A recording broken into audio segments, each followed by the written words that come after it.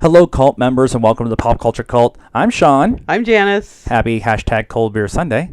And this is our spoiler review. Spoiler review. It's a spoiler review. Spoilers. Okay, you understand it's spoilers. Review of Justice League.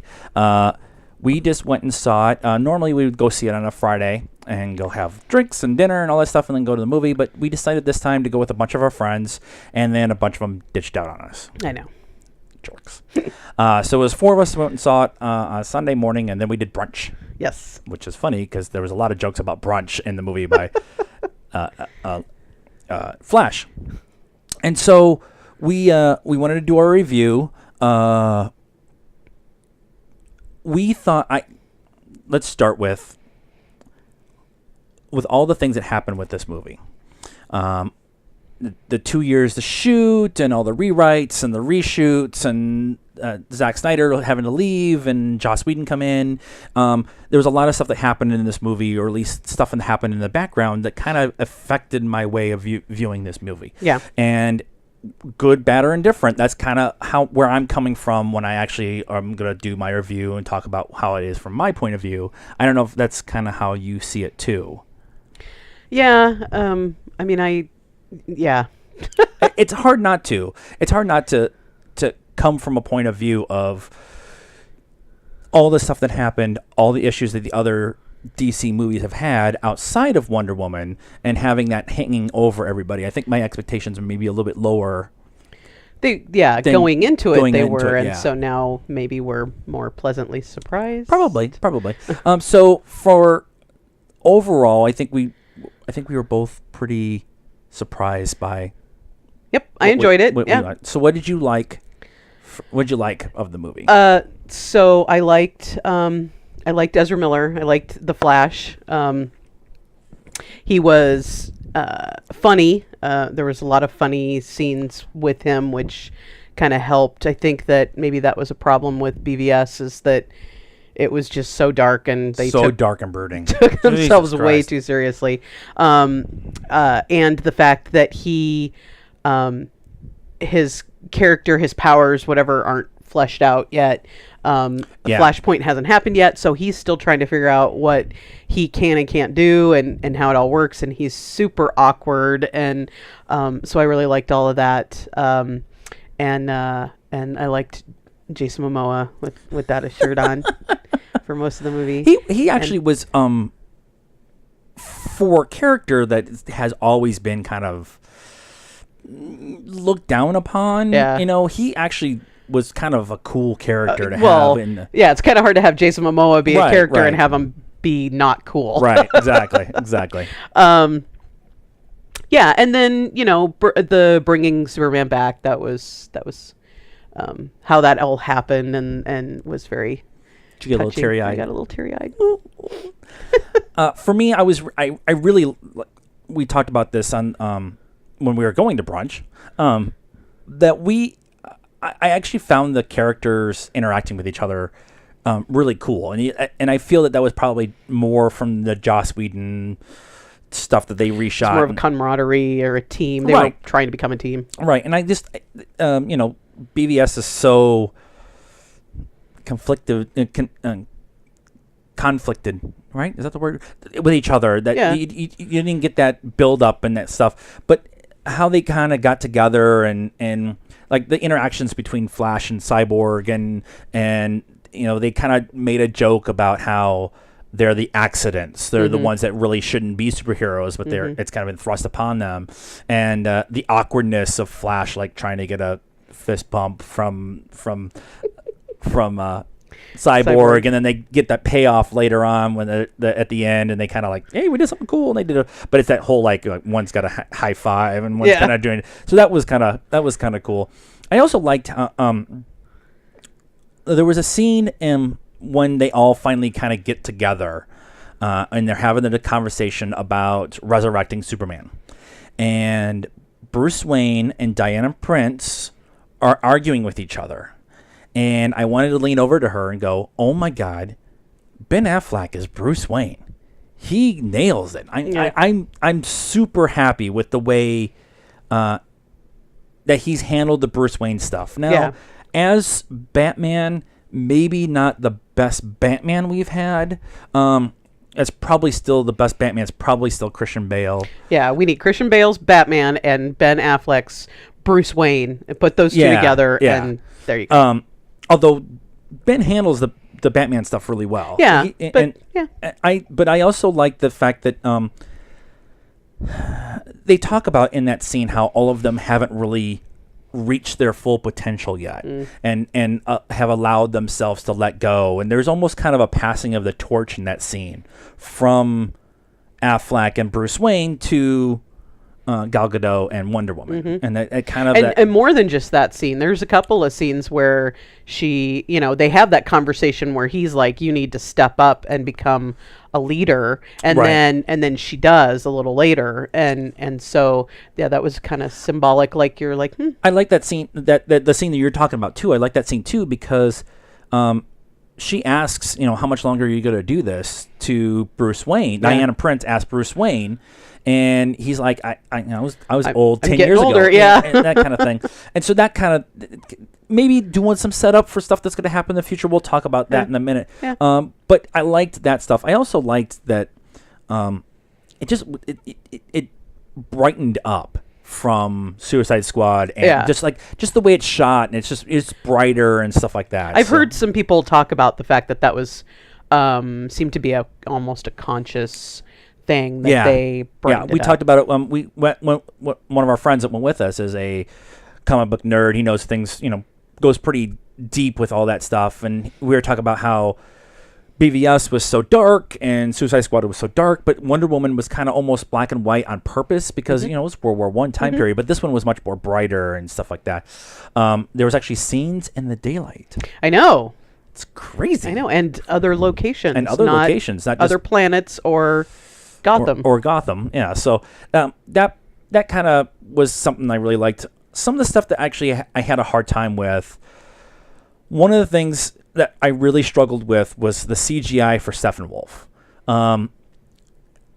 They did some things with him where it looked like he was just a video game character inside a practical movie. And I really struggled with that. And it looked like it got better as the movie went along, but from the first scene on, I was like, that doesn't look right, and it just really bothered me. Yeah, I could see that. It was kind of cartoony, and they did some things where his axe kind of was inflamed, and so you could see the heat waves, and so the heat waves would go over his face, and it would kind of distort a little bit, but it still bothered me. They almost should have done a practical person in a latex suit or something like that, maybe. And then the other thing that really kind of bothered me was, we talked about this in the beginning, is the idea of everything that happened with this movie. The 2 years worth of shooting and all the reshoots, and the Snyders having to leave because of the tragedy of their family, and Joss Whedon coming in, and all the rewrites that he did, and things were disconnected, and William Dafoe was supposed to be in it, and Jesse Eisenberg was supposed to be in it, and William Dafoe wasn't in it at all, and Jesse Eisenberg was only in it in the post-credits scene, which we need to talk about at the end.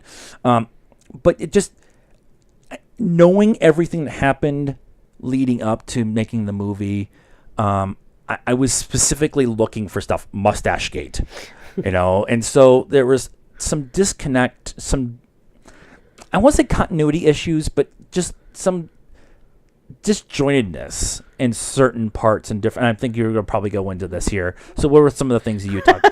We've already talked about this, so I know where she's going to go. Yeah. So I like the first third or maybe a quarter of the movie seemed almost like a different movie, and I was like, ugh, if this is how this movie's going to be, it's not going to be good. Yeah. I'm not gonna enjoy it. And there was a lot of well, not a lot, but especially in that first quarter, third, a lot of stuff that I felt like was kind of the same thing we got in BVS, scenes for scene's sake. So there's a scene where Bruce is in his jet, and Alfred is there, and they're talking, and it's Bruce standing in the bathroom shaving while Alfred talks to him. And it's like, why are we watching this? What? I don't understand. It was like a scene for scene's sake. And And then there was another. This was actually not really in the first quarter. Might have been in the first third. Halfway through. Clark is back. Superman's back, and him and Lois fly off to the farm, but it's not Martha's farm anymore. It's been foreclosed on, so Martha's not there. She hasn't been there for a while, and they go back because he's trying to figure out, who he is. He just got risen from the dead, and he's like, I don't know who I am. And he's Jesus. He's Jesus, and they're standing in the cornfield, and I'm like, why is there corn? No one lives here. Who planted the corn? And it's in rows, it's very nicely done. It's not like free range corn or anything like that. So some of that stuff kind of took me out of it. And I felt like maybe that was the Zack Snyder stuff versus the Joss Whedon stuff, where the Joss Whedon stuff potentially was funnier. And while there was action scenes, there was still some comedy in there to lighten it up. And the other thing, I don't think they should have gone with Steppenwolf, because he was pretty badass. I mean, it took all of them, and they had to resurrect Superman to kill him. Well, where do you go from here? And they didn't really kill him. He got deported back to whatever. Well, with all the things on it. I mean, the assumption is he's dead. But I don't know where you went. You started here. Where now? Where do you go? That's one of the things I was talking with Jeremy after the movie was part of the problem with BVS. Although there's parts of BVS that I really like. That movie should have been Batman versus Superman, and that's it. That's all this movie should have been. But it was trying to be Batman versus Superman and set up the DC universe and bring in Lex Luthor and now we have Darkseid and like all that bring stuff. in Gal Gadot. There's all this stuff that's going on. BVS should have been BVS, and then this should have been what they should have done. Is you have Man of Steel, Wonder Woman, the standalone Batman movie, Flash, Cyborg. Kind of how the Marvel Universe did it. Well, each of them had their own kind of movies and whatever, and then you set everything up. You have BVS as kind of the prequel to Justice League. But they don't have time. And they don't have time. I mean, they're already Ben Affleck's too old. Well, they don't have 10 years to set everybody up. Right. Well, that's what Flashpoint's going to be. Right. But I think overall, this movie is way better than the 37 or 38% that's on Rotten Tomatoes. Yeah, definitely. I don't understand. Maybe they're expecting. Maybe we're naive when it comes to this kind of thing, but we look at each movie as their own thing, and not trying to put some preconceived notion of what. Put it on some pedestal and expect it to be at the pedestal, and that pedestal's unachievable. I think part of the reason why Get Out and Baby Driver and stuff like that did so well, have been so well received this year, is because there's no preconceived notions. Yeah, there's nothing there. Yeah, and so everybody's expecting this Justice League movie to be Avengers, and we came into it going, just be fun. Yeah. And just be fun and be cool and kick ass and make us laugh. And the second 2/3 of the movie, absolutely. Yeah, and that's totally what it is. And I think maybe that's part of the problem I had. I think part of the problem that they had, at least, was in the middle of filming Justice League. That's when they changed their leadership and they changed their direction, and then they saw how well Wonder Woman did, so then they had to come back and add a much more of the Wonder Woman stuff. And so I think that part kind of helped get lost in the whole thing. Overall, though, this is a fun movie. Yeah. And it's a good movie. It's not the best movie we've seen all year. It's probably not even the best movie we've seen this month. But I'm not upset we saw it. Nope. We spent our own money on it. We didn't use our movie pass. Yep. We'll probably use our movie pass to go see it again. Yeah, probably. I would probably suggest going with the group, especially if you've got somebody in there who knows the DC universe, the comic book universe. If that person isn't you. If that person is not you. We are not in depth with the lore and stuff like that, but whatever. Overall, what's your score? So I wanted to give it a 7, but because of the first part of the movie, I'm going to give it a 6.75. Yeah, that's kind of where I'm at too. Back to the knowing what happened. If we didn't know all the stuff that happened and we just saw the movie, I don't think we'd specifically be looking for what was Zack Snyder stuff, what was Joss Whedon stuff, where was the mustache for Superman, and so all that stuff. Now we want to talk about the 2 post-credit scenes real quick. The first one is we finally get the race between Flash and Superman. Now there's a scene early, they kind of do a really good job within the movie of kind of poking fun at each other about their abilities and different things that they can do, and they kind of showed it in the trailer. Batsuit, I get it now, it's funny, that kind of thing. And we didn't even talk about Momoa and how awesome he was, and he's awesome, and he's shirtless. Yeah. Not the sexiest man alive, apparently.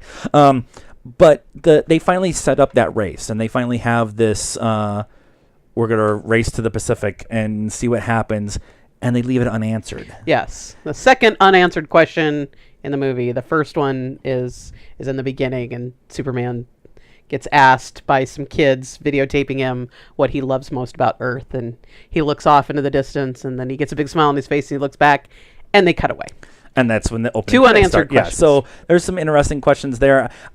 I just like the fact that they were willing to kind of poke fun of each other for their abilities and stuff like that. Yeah, because Flash thinks he's it. He's the only person out there that can go that fast, and he learns that. And he learns that very quickly. That's actually an awesome fight between the Justice League and Superman at the Superman Memorial. And then the other post-credit scene, so they go to Arkham Prison, and the prison guard tries to get Lex Luthor to come out of his room. He won't come out of his room, so he goes in there and he turns around. It's not Lex Luthor. He's gone. He's escaped. And the next shot is this guy driving a boat in Monte Carlo, and he's driving. The guy next to him is standing there, and you're looking over his shoulder, and they're going to this yacht, and there's 2 swords sticking out. And I leaned over and I said, "It's Deathstroke." And Deathstroke gets off this boat and goes onto this yacht and goes upstairs, and Lex Luthor is sitting there, and they have a discussion of the Justice League is now formed. We need to find a league. We need to have our own league. So that's probably a setup for maybe Justice League 2, since you've already used Doomsday and Steppenwolf, that kind of thing. Well, when they set up sort of the Justice Hall, is that what it's called? League of yes, it's not the Justice Hall, but the Justice League. No, it's the Justice JLA. It's the hall. It's the hall. They kind of set that up too. So yeah. But they make a point of having Deathstroke take his helmet off, and it's Joe Magliano, and so he's looks like he's going to be in it, and we know that Flashpoint. Darn, another hot guy. Yeah. It's going to be a dance routine in there at some point in time with all of them. Flashpoint has been said, and it's common knowledge that they were going to write Flashpoint after what happened and see how the reaction was to Justice League. Matt Reeves wants to do a standalone Batman, but he wants to use a younger Batman. So this is, and they kind of talk about it that Bruce can't do it forever. Kind of talking about Ben Affleck. So it kind of set everything up for this possibility of Affleck stepping out with Flashpoint and still having Joe in it and all that stuff for setting up the future. And so I don't know. We'll see. The second post-credit scene, I think, has a lot more. And the first one's fan service. The second one is definitely setting up stuff, and we'll see what happens. But definitely go see it. Definitely go see it on the big screen. It adds a lot to it. Go see it in a good theater, too, because, the sound's awesome. And visually, again, very colorful, very bright, and very well shot. So for what we thought, I'm pretty happy with it. Yeah.